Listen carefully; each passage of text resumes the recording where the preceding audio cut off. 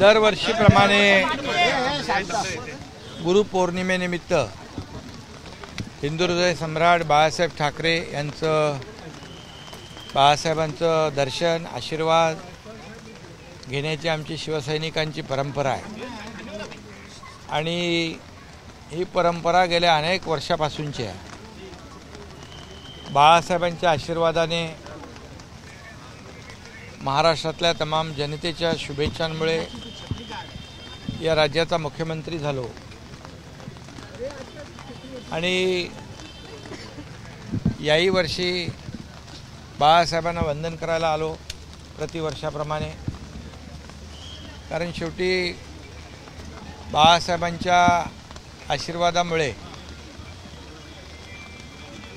सर्वसामान्य कार्यकर्ता अगदी आमदार, खासदार, मंत्री, मुख्यमंत्री होऊ शकतो हे केवळ आणि केवळ बाळासाहेबांच्या आशीर्वादामुळेच ते घडू शकतं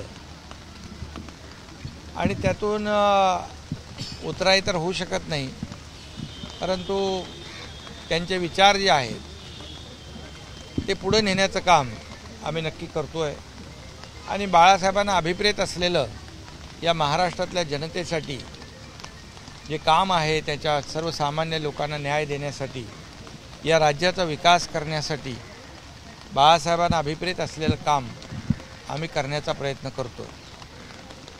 खरं म्हणजे मी कालही म्हणालो की बाळासाहेबांच्या, आनंदीगे साहेबांच्या पावलावर पाऊल टाकून नाही तर त्यांच्या पावलावर जीव टाकून या ठिकाणी मार्गक्रमण करण्याचा प्रयत्न आम्ही करतोय आणि यामध्ये आज जनता देखील सर्वसामान्य माणसाचं सरकार म्हणून आपुलकीने सरकारकडे पाहते आणि म्हणून गेल्या 2 वर्षामध्ये जे काम आम्ही केलं, विकासाचं काम केलं, पायाभूत सुविधांचं काम केलं, त्या प्रकल्पांची नावं मी आता या ठिकाणी घेऊ शकत नाही, परंतु प्रमुख जी अटल सेतू असेल, समृद्धी महामार्ग असेल, कोस्टल रोड असेल, आज अनेक प्रकल्प जे आहेत, मेट्रो असेल, कारशेड असेल, ही सर्व कामं आम्ही मार्गी लावली।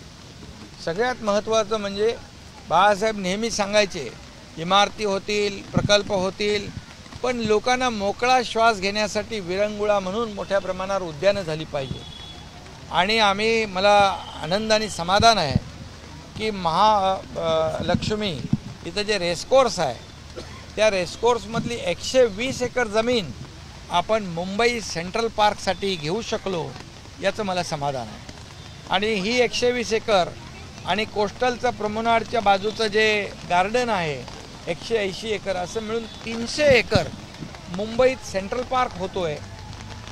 हे मुंबईकरांसाठी एक मोकळा श्वास घेण्यासाठी मोठा ऑक्सिजन पार्क आहे। हे बाळासाहेबांना अभिप्रेत असलेलं काम आम्ही करू शकतोय याचाही आनंद आणि समाधान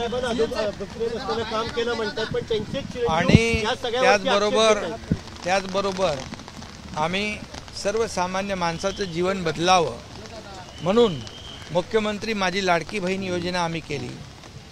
त्याचबरोबर मुली ज्या शिक्षण घेऊ शकत नाही, उच्च शिक्षण म्हणजे डॉक्टर होऊ शकत नाही, इंजिनियर होऊ शकत नाही, अशा लोकांचा, अशा मुलींसाठी, अशा पालकांना ते शक्य होत नाही, त्यांच्यासाठी देखील मोठा ऐतिहासिक निर्णय आम्ही घेतला की उच्च शिक्षण आम्ही मोफत केलं आहे।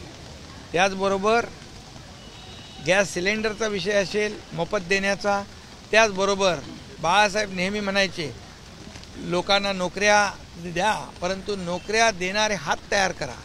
आज आम्ही ते पण करतोय। आज 12वी, डिप्लोमा, डिग्री 6,000, 8,000, 10,000 रुपये स्टायपंड देण्याचा निर्णय ऐतिहासिक आहे, आतापर्यंतच्या राज्यकर्त्यांनी कधीही घेतला नाही, तो निर्णय आम्ही घेतला।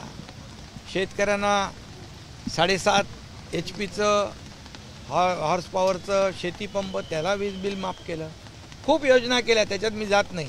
या योजना ज्या आहेत या बाळासाहेबांना अपेक्षित असलेल्या योजना आहेत। एका कुटुंबामध्ये ते कुटुंब कसं सुखी होईल, त्यात समृद्ध होईल याचा प्रयत्न करून आम्ही ह्या योजना आणलेल्या आहेत आणि या योजना आणल्यानंतर आता तुम्ही म्हणालात बाळासाहेबांचे चिरंजीव टीका करतात, त्यांना कधी आठवलं नाही। 2.5 वर्षाच्या कालावधीमध्ये त्यांना कधी या योजनांची आठवण झाली नाही। सर्वसामान्य माझ्या लाडक्या बहिणीची आठवण झाली नाही. लाडका भाऊचं काय म्हणाले, तर लाडक्या भावाला पण आम्ही दिलं. लाडक्या भावाचं महत्त्व त्यांना किती आहे मला माहीत नाही, ते आपल्याला माहीत आहे. पण आम्ही लाडक्या भावाचं पण 6,000, 8,000 आणि 10,000 स्टायपेंड देऊन तोही आम्ही निर्णय घेतलेला आहे. त्यामुळे विरोधकांच्या आता पायाखालची वाळू सरकली आहे. काय याला काउंटर करायचं, कसं यांना बदनाम करायचं. लोकसभेमध्ये जसा फेक नरेटिव्ह हे करून काही प्रमाणामध्ये यश मिळवलं, परंतु झूठ ही होता है, सच होता है. म्हणजे क्या कहते हैं उसको, म्हणजे दूध का दूध पाणी का पाणी एकदा होतं आणि नेहमी सच्चाईची जीत होत असते. आम्ही हे जे काही योजना केलेल्या आहेत, या योजनांची आम्ही जी प्रक्रिया आहे ही सगळी गेल्या वर्षभरापासून करत होतो. निवडणुका डोळ्यासमोर ठेवून आम्ही काम केलेलं नाही.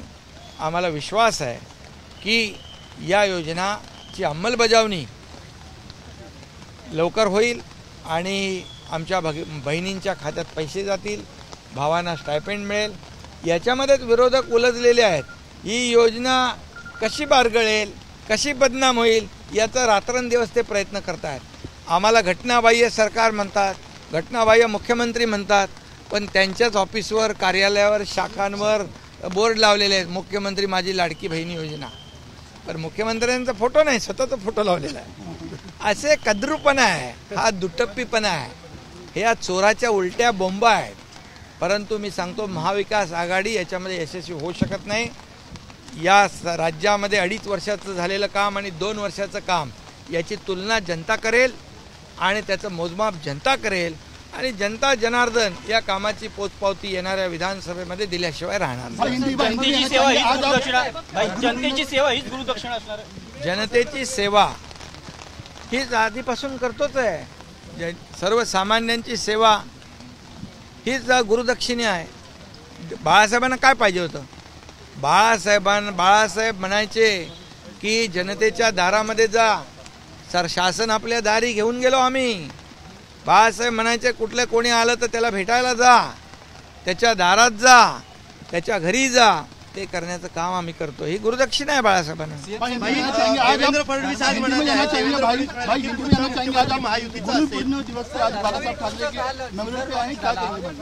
आज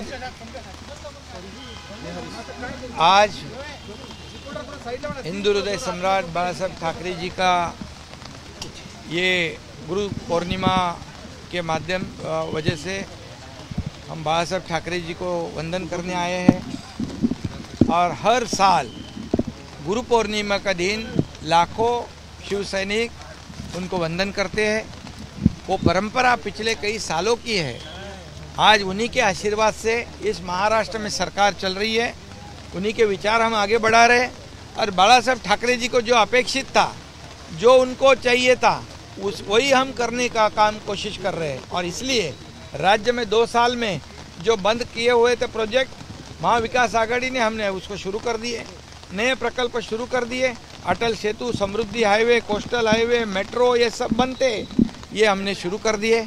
नए काम शुरू किए, नई योजनाएं, हमारे लाडली बहन है, भाई है, किसान है, सीनियर सिटीजन है, वारकरी है, सबके लिए हमने योजना शुरू की। ये अभी ये बाला साहब ठाकरे चाहते थे वो हम कर रहे, वो चाहेंगे, वो जैसे चाहते थे उसी प्रकार ये सरकार काम कर रही है।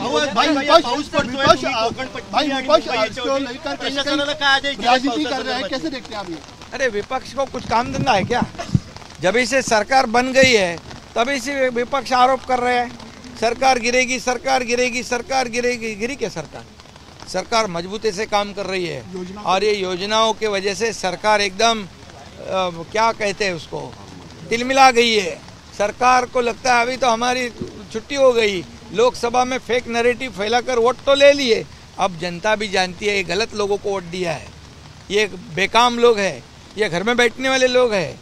ये लोग जनता की सेवा करने वाले नहीं, जनता की सेवा करने वाले लोगों के साथ ही जनता रहेगी।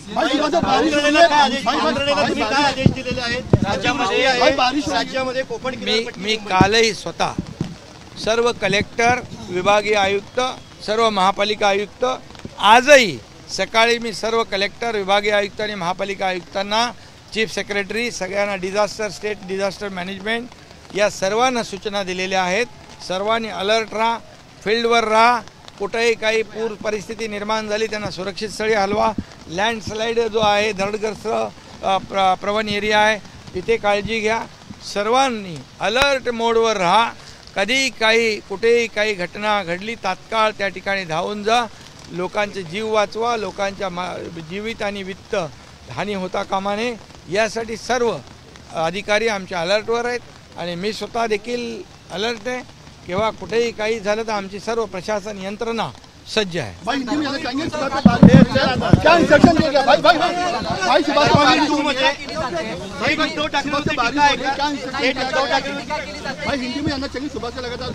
कल से और कल भी और आज भी मैंने divisional commissioner, collector, municipal commissioner, disaster management हमारे सभी अधिकारी उनको अलर्ट किया है. चीफ सेक्रेटरी को कहा है कि कहीं पर भी कुछ भी ऐसी परिस्थिति हो वहाँ पर तुरंत लोगों की मदद करें, उनको सुरक्षित जगह पे पहुँचाए और जहाँ लैंडस्लाइड हो सकती है उसी जगह का भी निरीक्षण कीजिए, वहाँ भी लोगों को सुरक्षित रखें. ये पूरी हमारे प्रशासन जो है फील्ड पे है, अलर्ट है, उनको मैंने सूचना दी हुई है.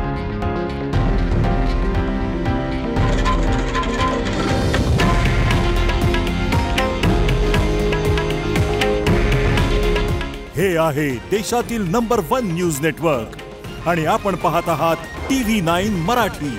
काळजी तुमची, हित महाराष्ट्राचं.